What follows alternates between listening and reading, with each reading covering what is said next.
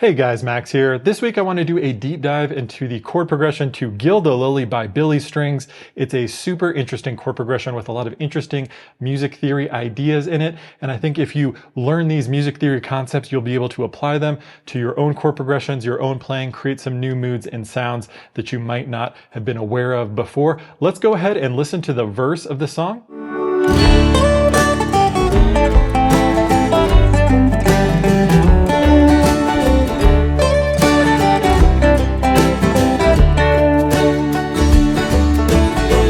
Alright, so here we have the chord progression D, A minor, G, D, D, C, D, D. Now 90% of the time, the first chord of the chord progression is the key of the song. So you might be thinking the song is just in the key of D major, problem solved.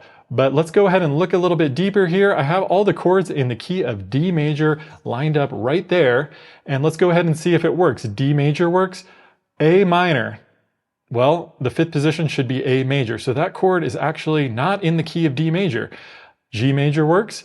And then on that second line, C major, well, there's a C sharp diminished chord there. It's not C major. So that chord doesn't work as well.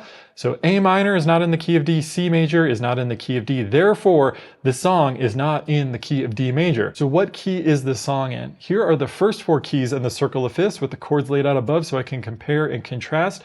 I look at the C major line. C major works, A minor works, G major works, but D major doesn't work. It should be D minor.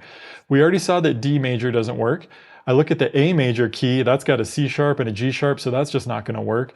If I look at the G major key, G major works, A minor works, C major works, and D major all work in that G major line. So the key of G major is the only key with these chords. But if you'll remember from my last video, if I start on anywhere besides the one chord, I can create either a relative minor or some different modes. So if I start on the fifth position of the key of G, and I treat that as the one position, but play the same notes and the same chords, that now becomes the mode of D mixolydian. So therefore that verse progression is in the mode of D mixolydian. So why would you want to use the mixolydian mode? Well, it's just another mood to add to your musical toolkit. If you wanted a major sound but more rock and roll, if you wanted something summery sounding, bluesy sounding, happy but not too happy. Sometimes a pure major key can sound a little bit too sentimental, a little too cheesy almost. So the mixolydian mode is a great alternative. Some famous songs in mixolydian: Sweet Child of Mine, Sweet Home Alabama, Norwegian Wood by the Beatles, Fire in the Mountain by Grateful Dead. I just got asked to do the song No Rain by Blind Melon. That's another mixolydian mode song as well. Now let's go ahead and look at the chords from the chorus. So the progression is quite long. I won't play all of it, but we have the chords B minor, F sharp dominant 7, D, A, B minor, D, A, B minor, D, A, G, D, A, G, G, D, E minor 7. So here's that chord progression all laid out. Why is there that switch to B minor? And why does that work so well? Well, here is the key of D major, not D mixolydian. And it's laid out, and I see that the relative minor of D major is B minor. Now remember, this switch is extremely common and it works very well because it is all the same notes and all the same chords.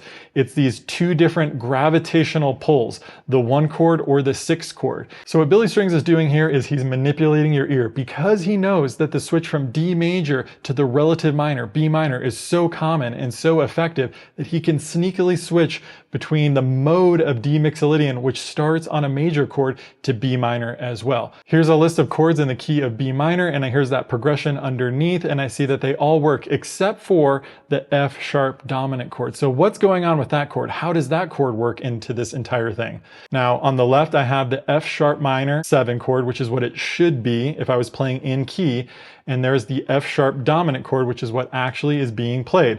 And I look here, there's just one note difference. That's the note A sharp. So oftentimes I'll think, what does that one note change in the scale? On the left, I have the B minor scale. If I take that A and I raise it a half step to A sharp, I create what's called a B harmonic minor scale.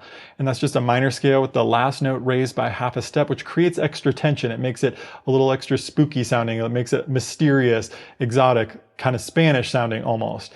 So if I take any minor key and I replace that fifth chord with a dominant chord or even a major chord, that will trigger the harmonic minor sound. Some really common songs with this substitution are Hotel California, House of the Rising Sun, Paint It Black, Sultans of Swing, Feeling Good, tons of other songs. It's a very common substitution. And again, that comes from the harmonic minor scale. So to recap, the verses are in a D mixolydian modal progression, which is the fifth mode of the key of G. The chorus switches to the key of B minor, which is the relative minor key of the key of D major. But since the D mixolydian mode starts on D major, that switch works just as well.